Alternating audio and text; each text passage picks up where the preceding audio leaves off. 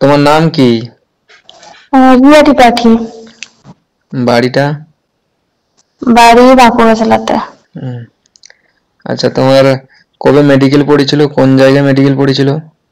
আমার 12 তারিখ মেডিকেল করেছিল সল্টলেক সেক্টর 5-এ, এত লেটে কলকাতা। যে তুমি আপডেট দিচ্ছ, কিসের কারণটা কি? কারণ বলতে আমাকে আমাদের যেহেতু ফার্স্ট দিন ছিল, আমাদের প্রথম দিন ডকুমেন্টস ভেরিফিকেশন করতে করতেই সন্ধে হয়ে গেছে। তারপরে তারপর দিন মেডিকেল শুরু হয়েছে। তারপরে মেডিকেলের পর আমার মেডিকেল মানে বুধবার শুরু হয়েছে, ডকুমেন্টস ভেরিফিকেশন করে ব্লাড ইউরিন আর এক্সরে। ব্লাড ইউরিন স্যাম্পল নেয়, এক্সরে হয়। তারপরে 13 তারিখ আমার মেডিকেল হয়। 13 তারিখ আমাকে মেডিকেল হওয়ার পরে আমাকে কিছু জিনিসে মানে রিমেডিকেল দেয়। কিছু জিনিস বলতে পালস রেট বেশি ছিল, কারণ আমি ভীষণ ভয় পেয়ে গেছিলাম। যাই হোক পরে সেটা ভীষণ নর্মাল হয়ে যায়। পালস রেটে ছিল।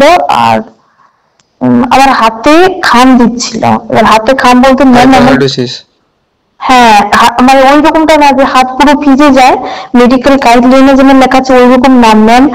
মানে কি বলে, মানে কান যেভাবে চেক করে না একটা মেশিন, তারপরে সেটা ওই ক্যামেরার মতো আতস কাচ দিয়ে দেখে, সেই রকম একটা মেশিন দিয়ে হাত, মানে সেটা তো লোম থেকে এমনিতেই হাতে খাম দেবে। হুম হুম। ওটা লিখে দিয়েছিল, কিন্তু আমার হাতে খাম দেয় না, আমার হাত পুরোপুরি শুকনো।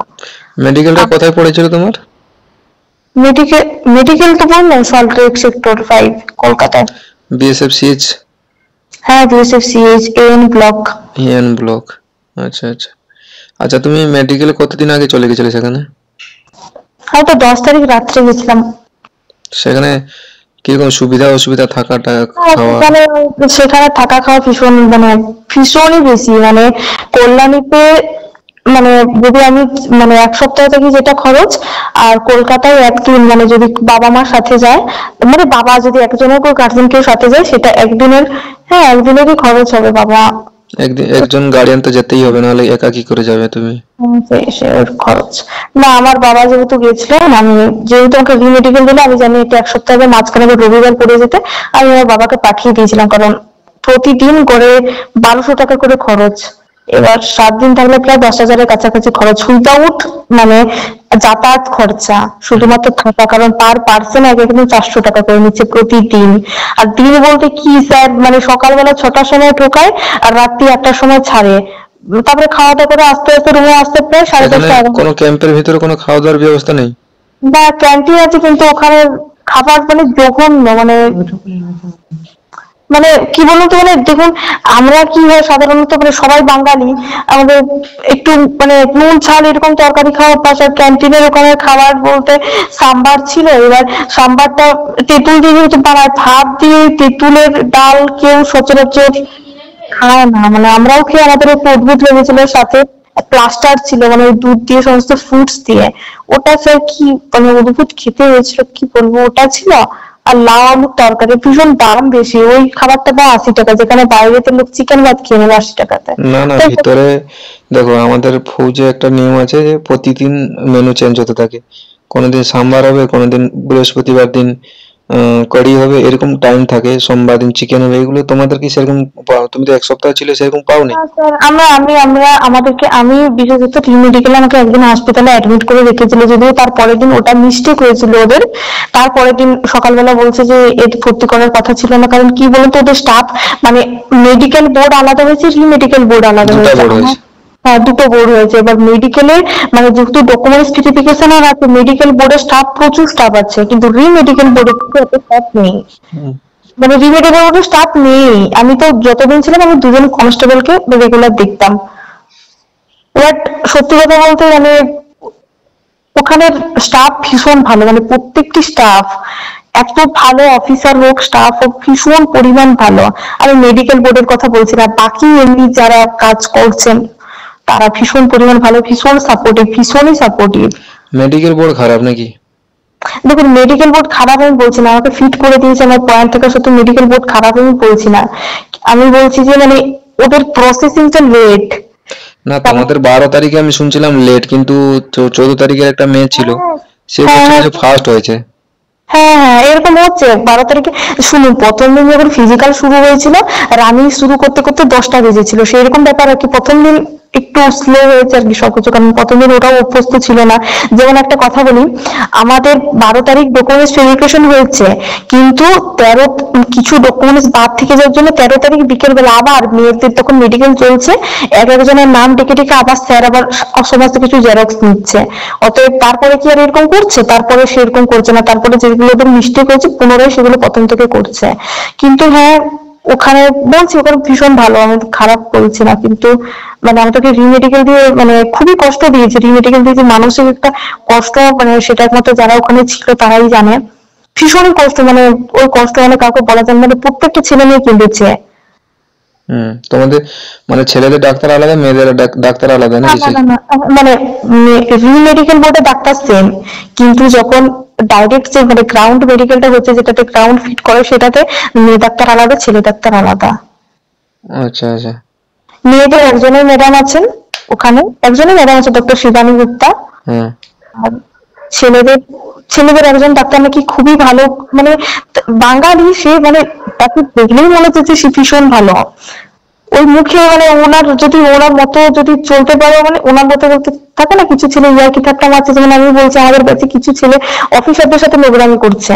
এবার ওটা করা ঠিক না, না ওদের অফিসারদেরকে বলছে স্যার চা দেবেন না, চা মানে এগুলো কি ধরনের ওষুধ? আমি ভাই ফজে যাবি তোদের গিয়ে ডিসিপ্লিনটা মেন। হ্যাঁ, ডিসিপ্লিন মেনটেন করছে না, দিয়ে ট্যাক্সিতে গালিগালাজ করছে ওদেরকে, বলছে মুখে এনে মাটি দেখবে এসব গালিগালাজ করছে। কেন এরকম মা বাপ তুলে কাল দেবে, কেন শুনবি? তো কিছু ছেলে নোংরার জন্য কিছু অফিসের তরফে মুখে, কিন্তু মেয়েদের সাথে কারোর সাথে খারাপ বিহেভ করেনি, মেয়েদেরকে ভীষণ সাপোর্ট দিয়েছে। আর আমি কালকে যতজন মেয়ে ছিল, কালকে অনেক মেয়ে ছিল, কালকে মোটামুটি 10 জনের কাছাকাছি মেয়ে ছিল, 10 জনই কালকে ফিট, মানে রাত্রের যে ব্যাচটা ছিল, আমরা বের হয়েছি 7:30টার সময়, রেজাল্ট দিয়েছে 7:40-এ, আমরা বের হতে 8:30। তো 10 জন হচ্ছে, 10 জন মোটামুটি ছিল। মেডিকেল যে চেকআপ হচ্ছে, কিরকম চেকআপ হচ্ছে? চেকআপ, গ্রাউন্ড যে চেকআপটা হচ্ছে, চেকআপ কি বলুন তো, সবার আলাদা আলাদা হচ্ছে। যেমন আমি বলি, আমার গলার যে উপর, মানে গলাটা উপর থেকে তুলতে বলছে, তারপরে যে মানে মুখের যে নিচটা না গলার সাথে যেটা জয়েন্ট, মানে যেখানে টনসিল থাকে, আমার সেটা চেক করেছে, কিন্তু বাকি আমার সাথে যারা ছিল বলছে আমার তো এটা চেক করেনি। আবার বলছে তাদের যেটা চেক করেছে হয়তো আমার সেটা, মানে কিরকম, মানে ফার্স্ট থেকে প্রসেস কিরকম, মানে কিরকম কেবিন হয়েছে, কিরকম চেক হয়েছে? মেয়েদের কেবিন মধ্যে মেয়েদের একটা জায়গাতে ঘেরা আছে, মানে সেরকম প্যান্ডেল করে সেরকম ঘেরা আছে, ছেলেদেরও ঘেরা আছে। তো মেয়েদের সবাই গিয়ে বসে আছে, এক এক করে নাম ডাকছে, ভেতরে যাচ্ছে, ভেতরে যাওয়ার পরে মেয়েদের যেরকম মেডিকেল হয় সেরকমই হচ্ছে আর কি। মেডিকেল বলতে না, তবে একসাথে একটা সকালবেলা একসাথে করে আই চারটা একটা জায়গাতে ঝুলিয়ে রেখেছে, সেটাতে ম্যাডামটা মানে কনস্টেবল ম্যাডামটা হাতটা ধরে রেখেছে, আর কি বলে মানে হাত না একটা কোনো কিছু কাগজ দিয়ে রেখেছে, আর এক একজন পড়ছে আর কি। আর ওই ম্যাডামটা মানে হাত, মানে যিনি ডাক্তার ম্যাডাম আছেন তিনি হাত দিয়ে দিয়ে করাচ্ছেন, যেটা বলো সেটা বলো, এটাই। মানে যখন মেয়েদের তো আলাদা আলাদা হচ্ছে, মানে একা একা হচ্ছে, যেরকম আমাদের মেয়েদের ছেলেদের আলাদা একসাথে হয় 4-5 জন করে, সেরকম না? না, মেয়েদের আলাদা আলাদা হচ্ছে। মেয়েদের সময় প্রচুর নিয়েছে। আমাদের যেমন 9টায় মেডিকেল স্টার্ট হয়েছিল, মানে 8:30 থেকে 8:30 মেডিকেল স্টার্ট হয়েছিল সন্ধ্যে 6টা অবধি, কিন্তু তারপরে ব্যাচ গুলোতে দেখছি 8টা 8:30 নাগাদ থেকে 3টে বড়দের 4টে হচ্ছে, কারণ রিপোর্ট নিয়ে সব মেয়েগুলো যাচ্ছে, তো তখন মানে সবাই বলছে যে বাবা আমাদের মেডিকেল এই টাইমে হয়েছিল, এই টাইমে হচ্ছে। মানে রিমেডিকেল হলে মানে 1 সপ্তাহ মানে থাকতেই হবে? হ্যাঁ হ্যাঁ, রিমেডিকেল হলে এইটুকু আশা করা যায় 1 সপ্তাহ থাকতে হবে। তো তুমি কি বলবে ইউটিউব ফ্যামিলিকে? ইউটিউব ফ্যামিলিকে বলবো যে, কি বলবো, সাজেস্ট কি বলবো, আমি নিজে 1 সপ্তাহে পুরো ডিপ্রেসড হয়ে এসেছি আর কি। যাই বলবো ভয় পাওয়ার কিছু নেই, যদি খুব নিজের সমস্যা সরি, যদি খুব নিজের সমস্যা না থাকে, যেমন বলে দিচ্ছি অনেকের সাইনাস বলে মনে হয় ওটাকে, সাইনাস, ডিএনএস আছে, এইসব জিনিস, ডিএনএস বা কালার ব্লাইন্ডনেস আছে, এইসব জিনিসের সমস্যা হচ্ছে, বা চোখ 6/6/9। আর একটা কথা, কালার ব্লাইন্ডনেস যখন দেখাবে তুমি ধাপে ধাপে বলো, একটু সময় নিয়ে বলো, কিন্তু ভুল বলো না। যেমন একটা ছেলেকে 1 সপ্তাহ ঘুরিয়েছি কিসের জন্য জানেন তো, মানে যেগুলো সে রোড টাইপের করা থাকে না রাস্তা, ওই রাস্তাগুলো সে বলেনি কোনো কিছু, মানে সে ভেবেছে সরি, ঠিক আছে, শরীরটা খারাপ হয়ে গেছে 7 দিন থাকা তো, হ্যাঁ, সেই বিবেচে কোনো কিছু বলতে হবে না স্যার, জানেন তো। তারপরে সে কিছু বেচারা বলেনি আর তাকে 1 সপ্তাহ ঘুরিয়েছে কালার ব্লাইন্ডনেসের জন্য।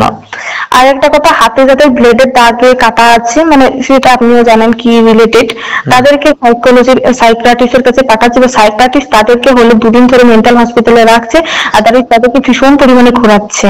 আরে ঘোরাবে না, তোরা হাতগুলো এমন ভাবে সে 2 একজন কেটেছে মানে না। লাভের কথা বলছো তো? হ্যাঁ স্যার, লাভ কেস। ঠিক আছে, যারা লাভ করেছে তাদেরকে সতর্ক হয়ে যাও আর কি। হ্যাঁ, ওটাই আর কি। সতর্ক দেখুন, আজকে তো সতর্ক হয়ে কিছু হবে না। আমি হাতে হাতে ব্লেডটা 2 বছর 4 বছর 10 বছর আগে কেটে রেখেছি, আমি আজকে সতর্ক হয়ে কি করব? না, আগে এই ভিডিওটা যখন আপলোড করবো আগের পরেও কেউ তো শুনবে যে যা হ্যাঁ, মেডিকেলে, হ্যাঁ তাদের জন্য তাদের চোখটা আর খুলবে। স্যার একটা ছেলে 10 বছর আগে হাত কেটেছে স্যার, মানে কি ভয়ানক ভাবে হাতটা কেটেছে না, মানে আমি ভাবছি যে যখন হাতটা কেটেছিল তার কি অবস্থা হয়েছিল। আর পুরো একদম এক নাকারে, সে যেরকম ভাবে ট্রেনের লাইন যেরকম ভাবে এক নাকারে সোজা থাকে না, ও সেরকম ভাবে পর পর পর পর কেটে কেটে যাচ্ছে। আর কোনো ছোটখাটো দাগ না। বা তাকে 2 দিন মেন্টাল হসপিটালে ভর্তি রাখলো। আমাদের ব্যাচে ছিল স্যার, তাদের ব্যাচের প্রত্যেকটা ছেলেকে ফিট করেছে, তাকে একমাত্র ঘোরাচ্ছে দিনের পর দিন দিনের পর দিন। আজকে আমাকে ফোন করেছে, বলছে আমাকে তো 2 দিন মেন্টাল হসপিটালে রাখছে, আমি পাগল হয়ে যাবো। আমি বললাম যে কি বলবো বলো, আমার তো কোনো সাজেশন দেওয়ার তো কিছু নেই। যাই হোক, মেয়ে ভালো না থাক। ছেলে? ছেলে ছেলে, একটা মেয়েও আছে স্যার, একটা মেয়েও আছে। আর মেয়েটা স্যার, ওটা দেখলেই মনে হচ্ছে সাইকো স্যার। হুম। ও দেখলেই সাইকো। তবে হ্যাঁ, ওদের কাছে এইটুকু বলবো যে যেই থাকুক না কেন, ওদের কাছে এমন কোনো বিহেভ, তোমার ভেতরে যাই থাক, ওদের কাছে এমন কোনো বিহেভ করো না যে যেটা ওদের চোখে লেগে যায়। কারণ একবার যদি চোখে লেগে একটা রিপোর্ট খারাপ হয়ে যায়, সেক্ষেত্রে থাকে না। যেমন একটা ছেলে জানেন তো, মানে বয়সটা কম, মানে বয়স কম বলতে 18 বছর কত মাস বয়স। তো ছেলেটা না, মানে কি কালার ব্লাইন্ডনেস ছিল ঠিক, মানে ও রাস্তাটা পড়তে হবে বলে না, যে রাস্তাটা পড়তে হবে জানেনি ও। একটাই ছিল প্রথমে স্যার, জানো তো, কালার ব্লাইন্ডনেস। দিয়ে ওরকম চঞ্চলগিরি করছে, মানে একবার এদিকে যাচ্ছে একবার সেদিকে যাচ্ছে। সেই একটা ডাক্তার ওকে দেখেছে এরকম, যা সাইকিয়াট্রিস্টের কাছে, যে তুই এরকম বিহেভ করছিস কেন, এদিকে তাকাচ্ছিস সেদিকে তাকাচ্ছিস। তাই নিজে চুপচাপ থাকাই ভালো, নিজের। মানে ডিসিপ্লিন মেনটেন করে চলতে হবে আর কি। হ্যাঁ হ্যাঁ, ডিসিপ্লিন মেনটেন করে। কারণ এমনিতে ওরাই বলছে যে ফজে একটা ডিসিপ্লিন মেনটেন করতে হয়, ফজের চাকরি এরকম না। ওই আর কি, সবাই একটা ডিসিপ্লিন মেনটেন। আর তুমি কবে থেকে আমাদের চ্যানেল ফলো করছো, বা চ্যানেল কি উপকার পেয়েছো কিছু যদি বলো? বা তোমাকে তোমাকে আমি জোর করে বলাচ্ছি তোমাকে? না না, এটা কি জোর করে কেন বলাচ্ছেন? এটা যদি আমি, আমার এই কথাগুলো শুনে যদি কেউ উপকৃত হতে পারে, তাহলে আমি ভাববো যে না, সত্যি কিছু করতে পেরেছি। কিছু কারোর জন্য করতে পারিনি, কিন্তু হ্যাঁ অবশ্যই যদি এই কথাগুলো শুনে কেউ উপকার হয়।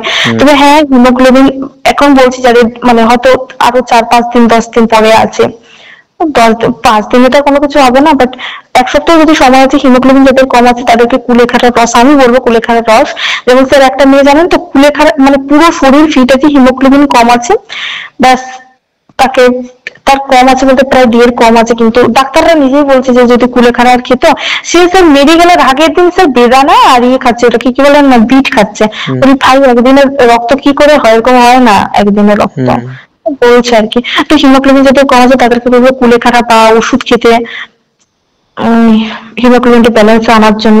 কিছু মেজর ফ্যাক্টর আছে, বাস্তব কথা বলছি, কিছু মেজর ফ্যাক্টর আছে, সেগুলো যদি কারো ঠিক থাকে, সেগুলো তারা ফিট হবেই হবে। যেমন আমার চোখের উপর একটা দাগ ছিল, সেটার জন্য আমাকে এমন কোনো টেস্ট নিচে করায়নি, লিপিড প্রোফাইল, থাইরয়েড, সমস্ত টেস্ট করেছে, কোথাও কিছু পাইনি, তো কি করবে। লাস্ট অব্দি যদি ফিট করে দিয়েছে, আমাকে বিধাননগর মেডিকেল কলেজ নিয়ে গেছিল। আর 1 সপ্তাহে অনেকবার ব্লাড নিতে পারে, এইটুকু আমি বলে দিচ্ছি। যাদের রিমেডিকেল হতে পারে তাদের 1 সপ্তাহে 3-4 বার ব্লাড নিতে পারে। আমার নিজেরই 3 বার ব্লাড নিয়েছে, কালকে একবার নিয়েছে, শনিবার একবার নিয়েছে, আর বুধবার যেদিন মধ্যে মেডিকেল স্টার্ট হয়, তো 3 দিন, 1 সপ্তাহে পুরো একটা সার্কেল, সপ্তাহে 3 বার আমার টোটাল ব্লাড নিয়েছে। তো শারীরিক দিক থেকে ফিট থাকতে হবে, আর খাবার দাবার যতটা সম্ভব, মানে ব্যালেন্স খাবার। হ্যাঁ, ব্যালেন্সে খাবার, মানে থাকে না একটা ব্যালেন্স, একটা ডায়েট থাকলে। যেমন আমি স্যার, মানে মেডিকেলে যে 7 দিন চলেছে, সত্যি আমাদেরকে খেতে দেয়নি, কারণ আমরা যদি খাবার নিয়েও যাচ্ছিলাম, যদি দেখছে ছেলেদের তো মানে যাচ্ছে তাদের অপমান করছে, কিন্তু মেয়েদেরকে বলছে না, মেয়েদেরকে আসলে বলছে খাবার রাখবো। আবার স্যার জানেন তো, একটা মেয়ের আমি বলে দিচ্ছি, মেয়েটা কালকে আমাদের আগের দিন ফিট হয়েছে, তো মেয়েটার মানে একবার ব্লাড নিয়েছে, মানে মেয়েটা একটু কিছু খেয়ে নিয়েছে, তো একবার ব্লাড নিয়েছে, হলো না, আধ ঘন্টার মধ্যে আবার একবার ব্লাড নিয়েছে। এতে করে শরীর দুর্বল হয় না। তো যতটা সম্ভব খাবার দাবারটা একটা ব্যালেন্সে খেলে, যেগুলোতে ন্যাচারাল সুগার আছে সেগুলো ঠিক আছে। যেমন কারো কারো জন্ডিস পাচ্ছে, হয় যাতে অনেকের মানে ইউরিনে জন্ডিস পেয়েছে, তো ভীষণ পরিমাণ জল যাতে খাই ইউরিন টেস্টে থাকে, যাতে ইউরিন হলুদ না হয়।